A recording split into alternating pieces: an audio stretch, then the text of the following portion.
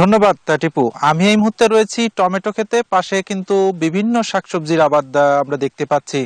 তবে আগাম যেসব শাকসবজি, অনেক শাকসবজি কিন্তু ইতিমধ্যে বাজারে আসতে শুরু করেছে এই রাজবাড়ী জেলার। তবে বেশিরভাগ শাকসবজি কিন্তু জেলার চাহিদা মিটিয়ে দেশের বিভিন্ন স্থানে আসলে যাচ্ছে, আমি একটু দেখাবো।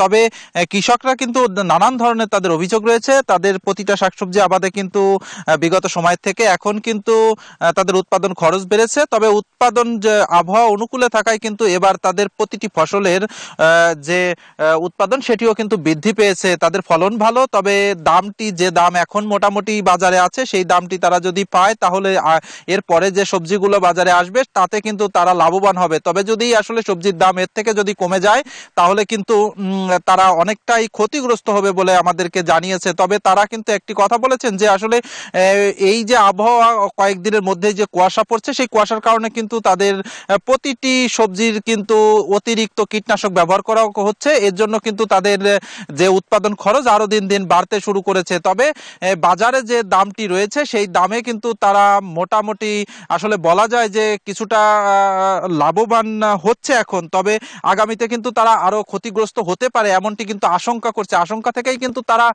বিভিন্ন সময় কিন্তু বিগত বছরগুলোতেও কিন্তু সবজির আবাদ এই ক্ষতিগ্রস্ত হওয়ার কারণে কমতে শুরু করেছিল। তবে এবছর আগাম সবজিতে তারা কিছুটা আসলে আশার মুখ দেখবে এমনটি কিন্তু তাদের ধারণা। আর কৃষি বিভাগের তথ্য মতে রাজবাড়ী জেলায় প্রায় 1.5 থেকে 2,000 হেক্টর জমিতে শীতকালীন সবজির আবাদ হয় এবং সেটি কিন্তু পর্যায়ক্রমে হয়। মূলত এতটুকুই ছিল আমার কাছে রাজবাড়ী থেকে সবজি আবাদের সর্বশেষ তথ্য।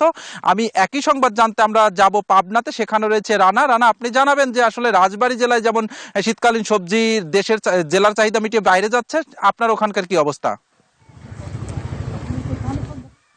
ধন্যবাদ মিঠুন।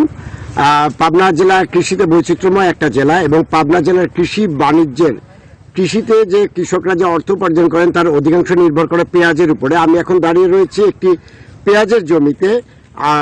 এখানে কৃষকরা মূল কাটা পেঁয়াজ বা মুড়ি কাটা পেঁয়াজ বলতে যেটা বোঝায় সেই পেঁয়াজটা তুলতে এখন তারা তোলার প্রক্রিয়াতে তারা ব্যস্ত রয়েছেন। আপনারা জানেন যে হালি পেঁয়াজ যেটা কৃষকরা সংরক্ষণ করেন সেটা মৌসুমের এখন প্রায় শেষের দিকে, সংরক্ষণ প্রায় শেষের দিকে, কৃষকদের সংগ্রহের পেঁয়াজটাও এখন নাই, যার জন্য পেঁয়াজের দামটা একটু বাড়তে থাকে। ঠিক এই পরিস্থিতিতে সরকারকে বাধ্য হয়ে বিদেশ থেকে পেঁয়াজ আমদানি করতে হয়। কিন্তু এবার আবহাওয়া অনুকূলে থাকায় কৃষকরা আগাম পেঁয়াজ যেটা মুড়ি কাটা বা মূল কাটা জাতের যে পেঁয়াজটা সেটা ঠিক এই সময়ে উত্তোলনের পর্যায়ে চলে এসেছে, যার জন্য কৃষকরা আশায় বুক বাঁধছেন। এখন বাজারে হালি পেঁয়াজ যেটা সেটা মন প্রতি 4,200 থেকে 4,400 টাকা দরে বিক্রি হচ্ছে।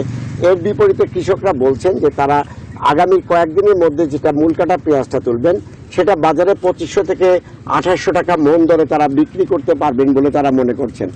তারা আরো জানাচ্ছেন যে কৃষক যদি কৃষি পণ্যের ন্যায্য দাম পায় এবং যদি সিন্ডিকেটকে যদি ভাঙা যায় তাহলে আগ্রহী হবেন এবং পাবনা সহ পেঁয়াজ সহ অন্যান্য ফসল আবাদে পাবনা আরো এগিয়ে যাবে।